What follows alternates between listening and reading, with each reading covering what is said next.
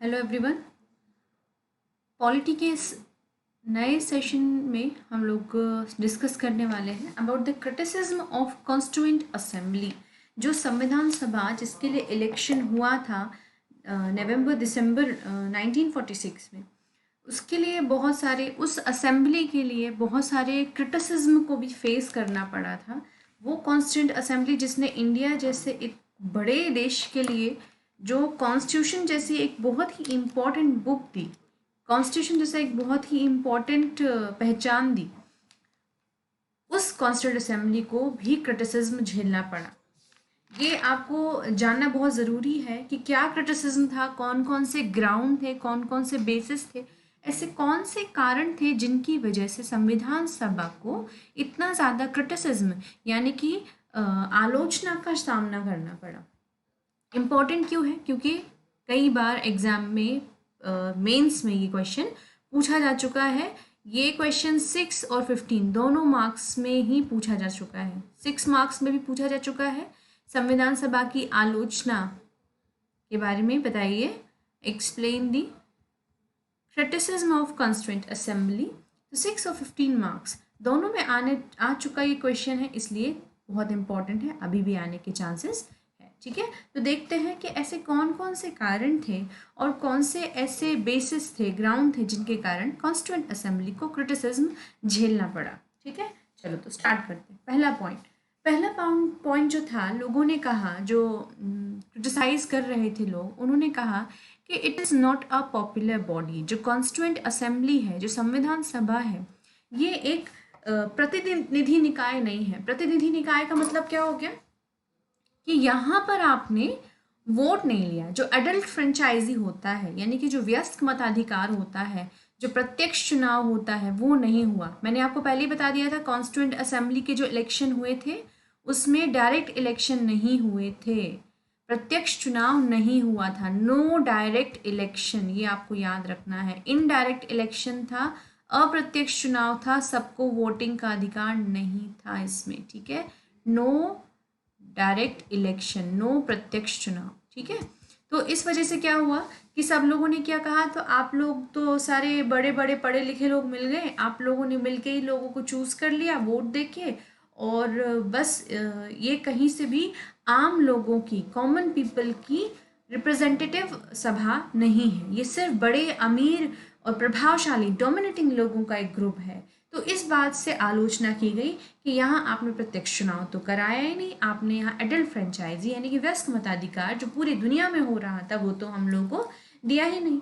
Okay, now second जो था तरीका, वो क्या था? सेकंड कौन सा ग्राउंड था, कौन सा कारण था जिसके लिए आलोचना झेलनी पड़ी कॉन्स्टिट्यूएंट असेंबली को? इनसे लोगों ने कहा कि आप एक सोवरेन बॉडी नहीं है। सोवरेन बॉडी यानी कि आप संप्रभु इकाई नहीं है। संप्रभु का मतलब क्या हो जाता है? मतलब कि सब कुछ हमारे अंदर ही होना, सब कुछ हमारे हाथ में होना। तो दो, कॉन्स्टिट्यूएंट असेंबली और द कांग्रेस और the party those who one the election, वो सभी लोग जिन्होंने कॉन्स्टिट्यूएंट असेंबली का इलेक्शन जीता था, वो सब ये कह रहे थे, ये प्रूफ करना चाह रहे थे कि हाँ, हम लोग संप्रभु हैं, वी आर सोवरेन बॉडी, हम लोगों ने सत्ता अपने हाथ में ले ली है, अब हम लोग खुद अपने देश के लिए कानून बनाएंगे। लेकिन जितने भी लोग क्रिटिसाइज कर रहे थे, जितने भी क्रिटिक्स थे, आलोचना करने वाले थे, उन्होंने कहा नहीं, आप कैसे सोवरेन बॉडी हैं, आप संप्रभु इकाई है ही नहीं, क्योंकि आपका ये जो इलेक्शन करवाया है, ये इलेक्शन ही ब्रिटिश पार्लियामेंट की नीति निर्देश के अनुसार हुआ है। जो ब्रिटिश पार्लियामेंट ने आपसे कहा, जिस तरह से ब्रिटिश पार्लियामेंट ने आपको ऑर्डर दिया या आपको जिस तरह से नियम बताए, आपने उन्हीं को फॉलो करके ये इलेक्शन कंडक्ट करवाया और ये इलेक्शन जीता भी है, और आप अभी ब्रिटिश पार्लियामेंट के ही ऑर्डर्स को फॉलो कर रहे हैं। तो आप सॉवरेन बॉडी कैसे हो गए? आप संप्रभु निकाय हो ही नहीं सकते, क्योंकि यहाँ पर भारत के लोगों की इच्छा तो चल ही नहीं रही, पूरी तरीके से नहीं चल रही। तो इस वजह से भी इनको क्रिटिसिज्म झेलना पड़ा, आलोचना झेलनी पड़ी। नेक्स्ट जो फैक्टर था, जो आधार था, वो था कि जो क्रिटिक्स थे, आलोचक थे, उन्होंने कहा कि 2 साल 11 महीने 18 दिन, कितना टाइम लिया कॉन्स्टिट्यूशन को बनाने के लिए? 2 साल 11 महीने और 18 दिन का टाइम ले लिया आपने। तो मतलब 9 दिसंबर को, आप देखिए 9 दिसंबर को 9 दिसंबर 1946 को पहली बैठक हुई। और आप एक्सेप्ट कब कर रहे हैं संविधान जो है या कॉन्स्टिट्यूशन जो आपने एक्सेप्ट कब किया? आपने एक्सेप्ट किया 26 नवंबर को, 26 नवंबर 1949 को। इतना टाइम आपने ले लिया, इतनी बहस आपने कर ली, इतना अमेंडमेंट आपने कर लिया, कितना टाइम वेस्ट कर दिया। जबकि अमेरिका जैसे देश में सिर्फ 4 महीने में कॉन्स्टिट्यूशन तैयार हो गया था। आपको मालूम होना चाहिए कि जो अमेरिका का जो कॉन्स्टिट्यूशन है, it was the first written constitution, पहला लिखित संविधान है। लेकिन ब्रिटिश में या यूके या इंग्लैंड का जो संविधान है, कॉन्स्टिट्यूशन है, इट वॉज नॉन रिटन, वो रिटन नहीं है, लिखा कहीं नहीं हुआ है ब्रिटिश संविधान। जबकि अमेरिका का, यूएसए का संविधान प्रॉपर लिखा हुआ है और पहली बार किसी देश ने अपना लिखा संविधान एक्सेप्ट किया था, अडॉप्ट किया था। तो इसलिए भी क्रिटिसिज्म किया गया कि अमेरिका ने कितना जल्दी बना लिया और आप लोगों ने तो ऑलमोस्ट 3 साल ले लिए। ठीक है, अब आगे देखते हैं। उसके बाद कुछ लोगों ने ये कहा कि the constituent assembly is dominated by Congress. आप लोग क्या बात कर रहे हैं? आप लोग कह रहे हैं कि it is a popular body, आप लोग कह रहे हैं सोवराइन है ना। तो लोगों ने क्या कहा कॉन्स्टिट्यूएंट असेंबली के लोगों के लिए कि आप लोग तो कह रहे हैं कि ये लोगों का है, समूह लोगों के लिए है, लोगों के द्वारा है, by the people, for the people, to the people वाला कॉन्सेप्ट आप कह रहे हैं।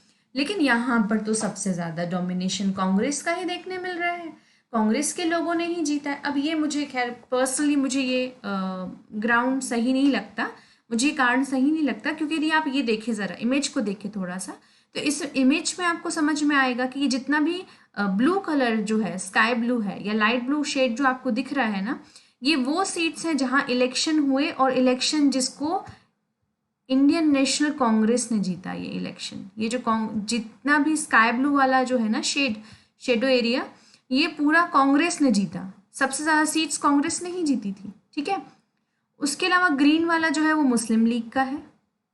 ठीक है, ये अदर्स का है। और ऑरेंज वाला जो है या बीज जो कलर है, ये है प्रिंसली स्टेट्स का। ओके, रियासतों का।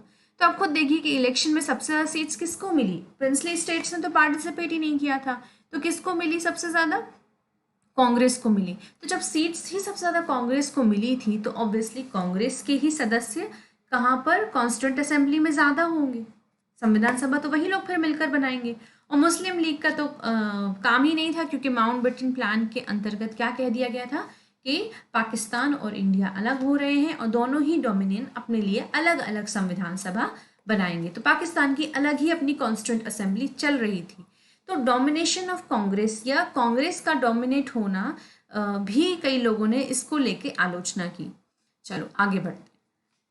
फिर कुछ लोगों ने ये भी कहा कि यहाँ पर सिर्फ एक कम्युनिटी यानी कि एक ही धर्म के लोगों का प्रभुत्व है। The constituent assembly dominated by one community. आलोचकों ने क्या कहा कि सिर्फ एक ही कम्युनिटी, सिर्फ एक ही धर्म के लोग ज़्यादा क्यों हैं? यदि हम लोग ड्राफ्टिंग कमेटी का ही नाम लें तो टी कृष्णमाचारी, घनश्याम व्यास जी यानी कि टी कृष्णमाचारी, BL मित्रा, घनश्याम व्यास, अंबेडकर जी, ये सब, अंबेडकर जी ने तब तक तो अडॉप्ट नहीं किया था बौद्ध, तो ये सब क्या थे? ये सब हिंदू थे। इसीलिए क्योंकि हिंदुओं का ज़्यादा था। डॉक्टर राजेंद्र प्रसाद, जवाहरलाल नेहरू, ये सब लोग हिंदू रिलीजन को बिलोंग कर रहे थे। बहुत ही कम लोग थे जो किसी दूसरे रिलीजन से थे। तो इसीलिए भी लोगों ने बहुत ज़्यादा क्रिटिसाइज़ किया, बहुत ज़्यादा आलोचना की कि आपकी कॉन्स्टिट्यूएंट असेंबली में हिंदुओं का ही ज़्यादा प्रभुत्व क्यों है? Why Hindu religion in majority? तो ये भी मुझे कोई पॉइंट ऑफ क्रिटिसिज्म नहीं लगता, क्योंकि ज़्यादातर पार्टिसिपेशन ही एक पर्टिकुलर कमेटी के लोगों ने किया था। क्योंकि हिंदुओं के अलावा जो दूसरी मेजर कम्युनिटी थी मुस्लिम्स, वो मैक्सिमम मुस्लिम्स तो मुस्लिम लीग के साथ ही चले गए थे। तो ये भी एक मुझे सॉलिड ग्राउंड नहीं लगता। ये मेरा पर्सनल है, आप चाहें तो नोट्स बना सकते हैं कि whether you are go with the vote of the critics और नॉट। आप क्रिटिक्स की राय के साथ जाना चाहते हैं कि नहीं जाना चाहते हैं। ठीक है, चलो आगे देखते हैं। तो इन्होंने क्या कहा कि एक धर्म का ही प्रभुत्व क्यों ज़्यादा है। फिर उसके बाद इन्होंने एक और चीज़ को लेकर आलोचना शुरू कर दी। क्या कहा गया कि जो कॉन्स्टिट्यूएंट असेंबली है, संविधान सभा है, यहाँ तो वकीलों का ही प्रभुत्व है। It is dominated by lawyers. अब इसमें भी दिक्कत। ठीक है, आप तो पूरे लॉयर्स की कम्युनिटी बनकर रखे हुए हैं, है ना। और लॉयर्स में यदि हम लोग देखें तो Gandhi ji, although Gandhi ji constituent assembly में नहीं थे, हम जानते हैं, लेकिन गांधी जी भी लॉयर थे। ठीक है, उसके बाद पटेल जी को देखें हम लोग, Sardar Patel, JL Nehru lawyer, Ambedkar ji lawyer, TT Krishnamachari जी लॉयर, राजेंद्र प्रसाद जी लॉयर। तो ये सब लोग जो थे, ये सारे के सारे क्या थे, मतलब जितने भी नाम हम बड़े बड़े नेताओं के लेंगे, जितने भी लोग रिस्पेक्टेड लोग जो खड़े हुए हैं, यदि आप देखें तो ये सब के सब क्या थे, बाय प्रोफेशन या तो लीगल एडवाइज़र या लॉयर, एडवोकेट, बैरिस्टर थे, जो कि आपको मैं पहले बता चुकी हूँ। तो इस बात से भी लोगों को दिक्कत थी कि लॉयर्स ही क्यों हैं असेंबली में। अब यदि आपको ऐसे लॉ और रेगुलेशन बनाने हैं तो ऑब्वियसली मुझे लगता है कि लॉयर से बेहतर उस चीज़ को कोई नहीं समझ सकता, क्योंकि कॉन्स्टिट्यूशन और कुछ नहीं, कहीं ना कहीं जो भारत की जो न्याय व्यवस्था है, जो लॉ एंड ऑर्डर है, उनको कंट्रोल रखता है।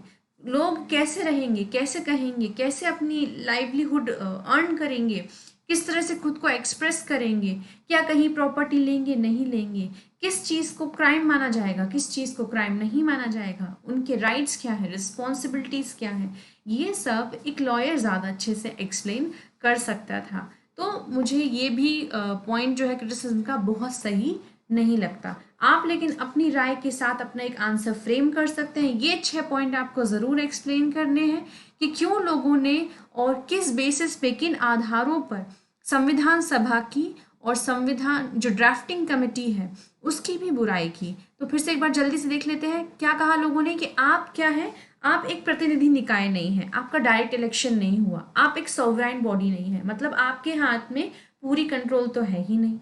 फिर आपने बहुत टाइम ले लिया, ऑलमोस्ट 3 साल ले लिए, और आपके मेंबर्स जो हैं वो कांग्रेस से ही ज़्यादा क्यों है। फिर आपकी जो ग्रुप बॉडी है, जो कॉन्स्टिट्यूएंट असेंबली, इसमें हिंदू धर्म के लोग ज़्यादा क्यों हैं। और फिर ये भी बोला गया कि आपकी असेंबली में लॉयर्स क्यों हैं, मतलब बहुत लोगों को दिक्कत थी। उसके बाद भी आप खुद देखिए, इतना सख्त क्रिटिसिज्म देखने के बाद, इतना ज़्यादा बेइज्जती झेलने के बाद भी इन लोगों ने कॉन्स्टिट्यूशन को बनाया, इम्प्लीमेंट किया, और उसी संविधान, उसी कॉन्स्टिट्यूशन की बदौलत आज इंडिया शान से खड़ा हुआ है, और हम कहते हैं आई लव माई इंडिया। ठीक है, so yes I do, I love my India. और मुझे लगता है कि आप भी मेरे साथ सहमत होंगे, और मुझे प्लीज़ बताना कि आपको ये सेशन कैसे लगा। अच्छा, कुछ पॉइंट्स मैं बता दूंगी शायद जो मैंने नहीं बताया है, कि जब कॉन्स्टिट्यूएंट असेंबली ने बना दिया था कॉन्स्टिट्यूशन अपना, जब संविधान बन गया था 26 नवंबर 1949, 26 नवंबर 1949 को जब संविधान को एक्सेप्ट किया गया, दैट टाइम कितने आर्टिकल्स और शेड्यूल थे संविधान में, कॉन्स्टिट्यूशन में, तो कितने थे, वेट अ मिनट, जब अपनाया गया तब कितने थे, 395 आर्टिकल्स थे, 395 आर्टिकल्स। आर्टिकल्स को हिंदी में बोलेंगे अनुच्छेद। कितने थे अनुच्छेद, आर्टिकल्स कितने थे, 395, 395। ठीक है, और आर्टिकल्स हो गए 395। ठीक है, और शेड्यूल्स कितने थे, हिंदी में बोलते हैं अनुसूचियां। शेड्यूल्स कितने थे, तो शेड्यूल्स थी 8, अनुसूचियां कितनी थी, 8। एट प्रेजेंट यदि हम लोग वर्तमान में देखें तो अभी हमारे पास है 448, लगभग 448 आर्टिकल्स हो गए हैं, और 12 शेड्यूल यानी कि 12 अनुसूचियां हो गई। ठीक है, ये आपको याद रखना है। ठीक है, तो ये भी प्रेजेंट स्टेटस है। अब अगला जो मैं सेशन लाऊंगी उसमें मैं आपसे बात करूंगी कि हमारे संविधान की विशेषताएं क्या है, what are the silent features of our constitution, which is again very important topic. तो मिलते हैं नेक्स्ट सेशन में, and please do comment, like, share and subscribe, और मुझे ज़रूर बताना कि आपको क्या कमी लगती है और कहाँ मुझे इम्प्रूवमेंट करना चाहिए। थैंक यू वेरी मच, मिलते हैं नेक्स्ट सेक्शन में, तब तक take care, keep learning, bye bye.